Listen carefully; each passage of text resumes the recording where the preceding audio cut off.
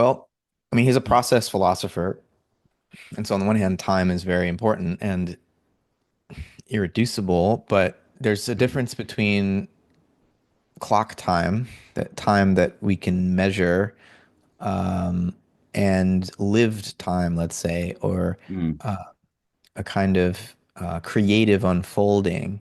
So, in physics, most of the equations of physics and relativity theory and quantum theory, um, the direction of time is irrelevant. The laws of physics work just as well in either direction. mm, And so that's only the only approach in physics that where time as a directional process features would be in thermodynamics because there's this movement towards a direction, towards entropy, towards disorder, and movement towards equilibrium.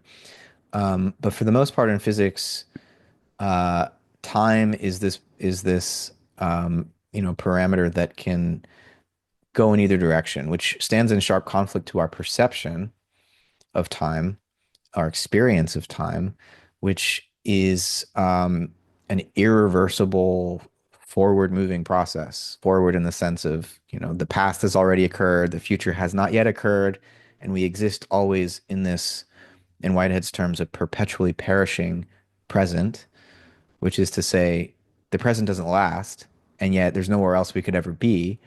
But there's something about the nature of time as creative becoming, so not what we can measure in a quantitative way, but this qualitative unfolding of time that Whitehead would call creative advance, that his description of that would be a process that is iterative, meaning there's a kind of cycling.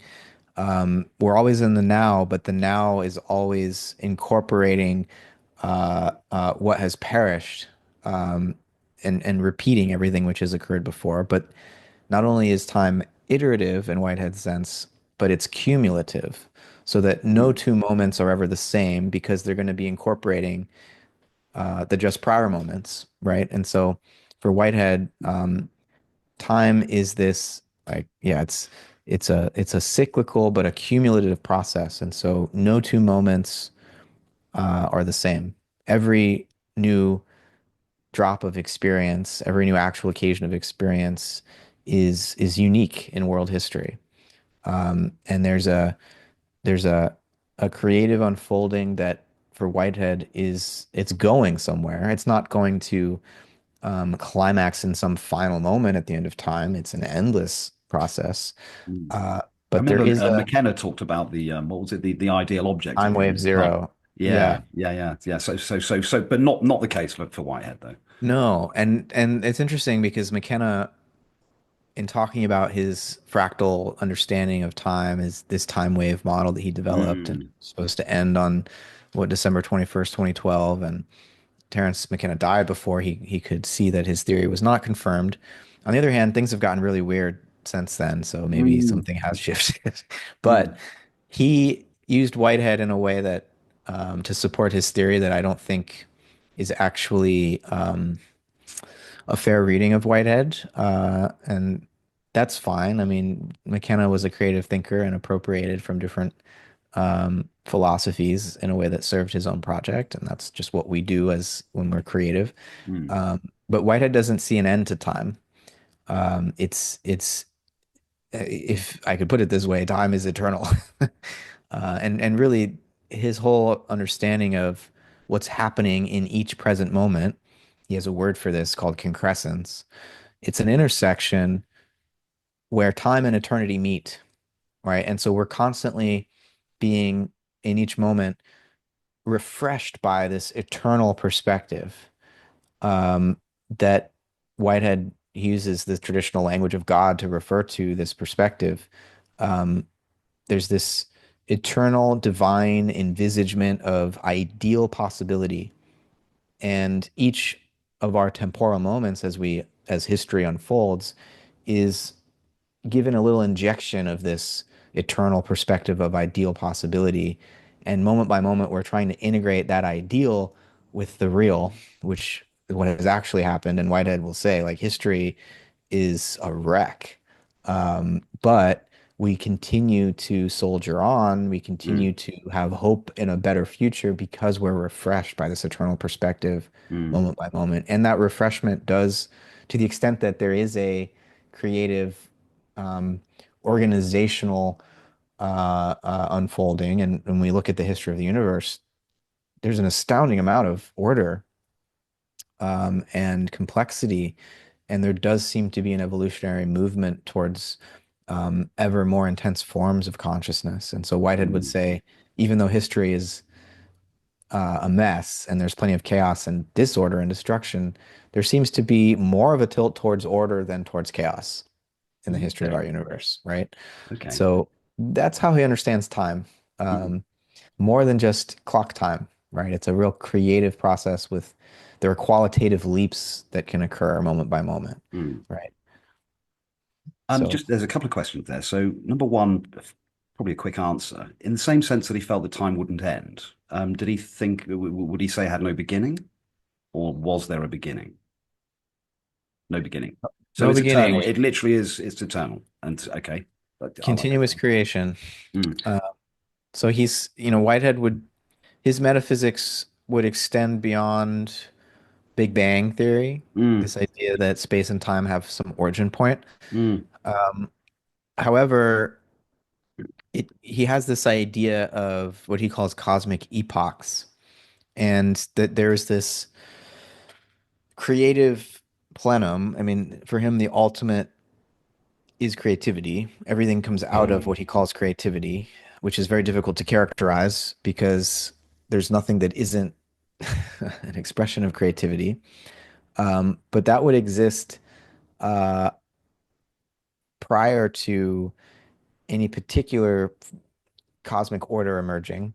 And it could be that there are different cosmic epochs uh, elsewhere in the multiverse, if you will. And so there are ways of making Whitehead's metaphysics compatible with a Big Bang theory, but I think his understanding of the deep structure of reality would lend itself more to an idea of like continuous creation rather than creation being a sort of one-time event, mm, right? And I mean, there's so many options on the table in contemporary physical cosmology now, different models for understanding the origin of the universe. It's kind of the Wild West right now. mm.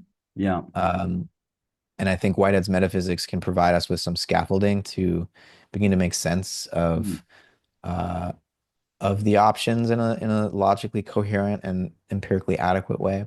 mm. So We a lot seem of to have got to my, the point where science is making weird, or physics mostly is making weirder claims than any mysticism, really. Uh, especially physics, yeah, it's true. infinite numbers of universes being generated at infinitesimal points in space time. It's just kind of mind-blowingly crazy. But yeah, it's Yeah. interesting stuff. Um, so also, I guess that I've done a bit of reading. I'm struggling on with it, and I know it's a bit of a cliche, but he is quite hard to sort of read through. And I think it's something about the jargon and terminology that he uses. But it is actually workable if you just take the time and put the effort in, take notes, revisit. It does slowly but surely soak in, and I think some of it has, hopefully. But I mean, one of the things I'm getting from it is that he's not teleophobic, is he? So he's perfectly happy to see that there is a creative direction of travel for the cosmos, right? And for me, in some sense, my intuition tells me that that's kind of obvious. When you look at sort of evolution as an obvious example, that there seems to be a direction of travel, as you hinted at earlier. There's pursuit of complexity, or as McKenna might say, novelty. So what are your views on this stuff? And is there a sense in which we can join that journey, or can we resist it? Or how does it bear on sort of personal decisions and so on and so forth? Mm.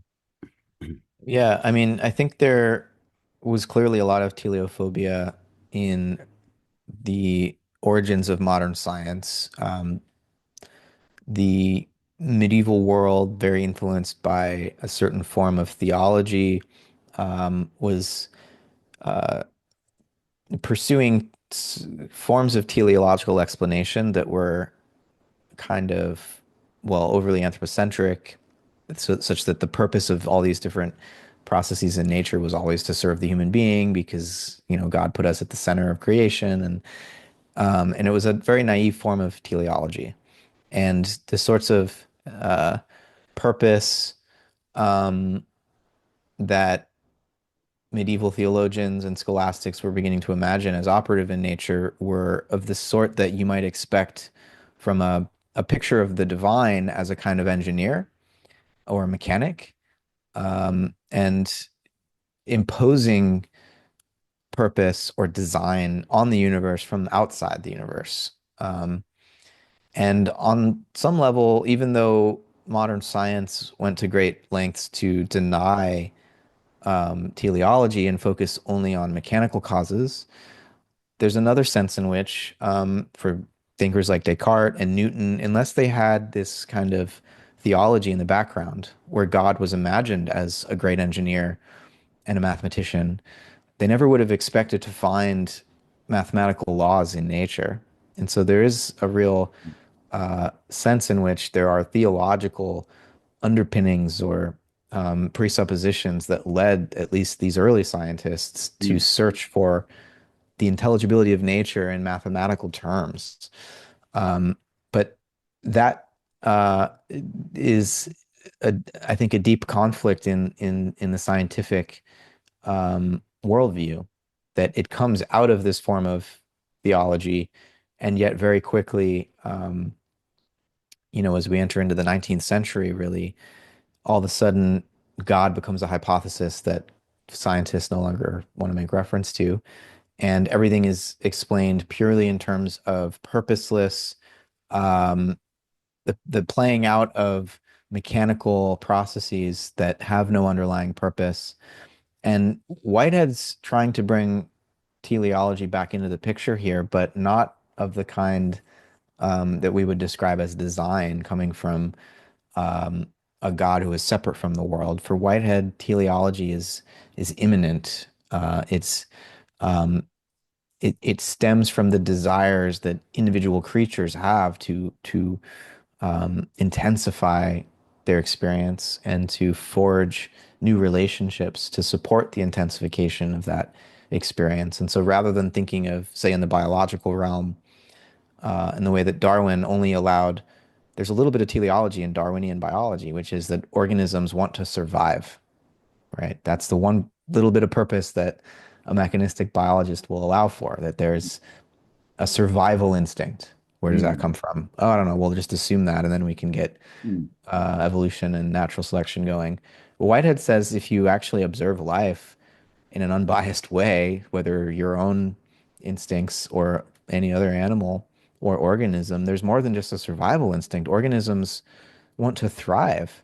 There's mm, there's like experience is enjoyable.